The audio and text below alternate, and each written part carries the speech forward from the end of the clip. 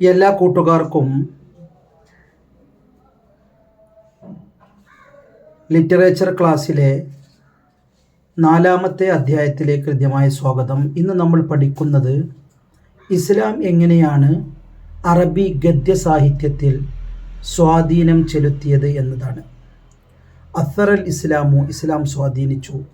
അന്നസറൽ അറബി, അറബിയൻ ഗദ്യത്തെ തഅ്സീറൻ ബാലിഗ, നല്ല രീതിയിൽ.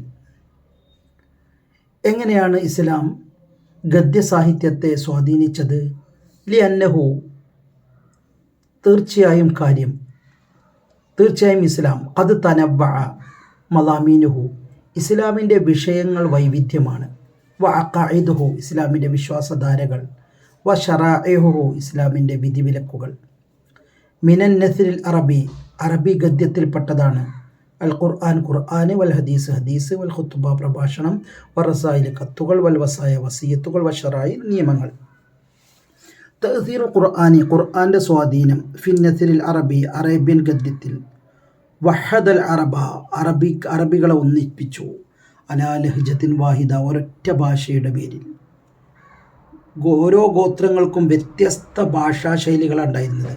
അതിനൊക്കെ പ്രവാചകൻ ഒന്നിപ്പിച്ചു. ഈ ലഹ്ജത്തു ഖുറൈഷ്, ഖുറൈശികളുടെ ഭാഷ.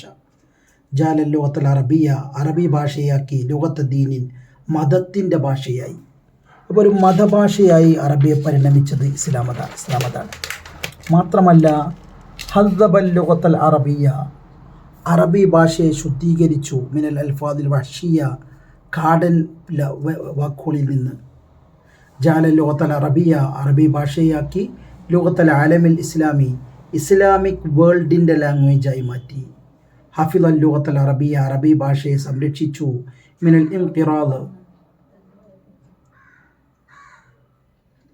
ഹത്താ യൗമിൽ ഖിയാമ, ഖിയാമത്ത് നാൾ വരെ മാറ്റിത്തിരുത്തലുകളിൽ നിന്ന്, ഇൻഖിറാദിൽ നിന്ന് സംരക്ഷിച്ചു. ഇനി ഹദീസുകൾ എങ്ങനെയാണ് അറബി ഗദ്യ ശാഖയെ ശുദ്ധീകരിച്ചത് എന്നതാണ് നമ്മൾ പഠിക്കുന്നത്. മാഹിയ തഅ്സീറുൽ അഹാദീസ്, ഹദീസുകളുടെ സ്വാധീനം എന്താണ്? ഫിൻ നസിരി, ഗദ്യത്തിൽ. ഹഫിള, ഹദീസുകളാണ് കാത്തു സൂക്ഷിച്ചത്. നമാദിജ, മാതൃകകളെ. മിൻ ലഹ്ജാതി ബാദിൽ ഖബായിൽ, ചില കബീലക്കാരുടെ ഭാഷാശൈലിയെ സംരക്ഷിക്കാൻ ഹദീസുകൾ കഴിഞ്ഞു. ഖുർആൻ ഖുറൈശികളുടെ ഭാഷയിലാണ് ഇറങ്ങിയതെങ്കിൽ ഹദീസുകൾ പല ഗോത്രക്കാരുടെയും ഭാഷാശൈലിയെ സംരക്ഷിക്കുന്ന രീതിയിലാണ് ഇറങ്ങിയത്. കാരണം പ്രവാചകൻ എപ്പോഴും എന്ത് ചെയ്യും? ലഅന്ന നബിയ, വിശുദ്ധ പ്രവാചകൻ കാന യുഖാതിബു,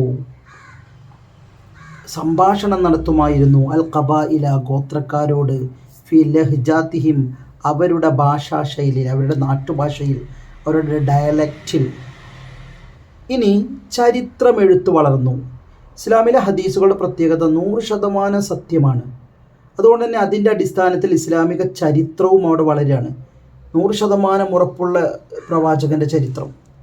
ബാക്കി ചരിത്രങ്ങളിലൊക്കെ ഊഹാപോഹങ്ങൾ ഉണ്ടാവാം, പക്ഷേ പ്രവാചകൻ്റെ ചരിത്രത്തിൽ നശഅത്ത് വളർന്നു. കിതാബത്തു താരീഖ്, ചരിത്ര രചന. പിന്നെയോ നശഅത്ത് വളർന്നു വന്നു. ഫന്നു ഇൽമുൽ ഹദീസ്, ഇൽമുൽ ഹദീസ് എന്നൊരു ശാഖ. ഹദീസുകളെ കുറിച്ച് പഠിക്കുക, സ്വഹീഹായ ഹദീസ് പഠിക്കുക, ദഈഫായ ഹദീസ് പഠിക്കുക, ഇങ്ങനെ ശാഖ. പ്രവാചകൻ ഗോത്രക്കാരോട് ഒരു ദിവസം പ്രവാചകനടുത്ത് പിന്നെ ഒരു ഗോത്രക്കാരൊന്ന് ചോദിക്കുകയാണ്, ബിംസിയാമിൻ ബിം സഫർ. അലിഫ്ലാമിന് ബിം ബിം ബിം എന്ന് യോജിക്കുന്ന ആളുകളാണ്. യാത്രക്കാരന് നോമ്പുണ്ടോ എന്നാണ് ചോദിക്കുന്നത്. ബിംസിയാമിൻ ബിം സഫർ. പ്രവാചകൻ അതേ ഡയലക്റ്റിൽ തന്നെ മറുപടി എടുക്കുകയാണ്. ബിംസിയാമിൻ ബിം സഫർ. അപ്പോൾ ഒരേ ലഹ്ജത്ത്, ആ ലഹ്ജക്ക് പ്രാധാന്യം കൊടുത്തു എന്നതാണ്.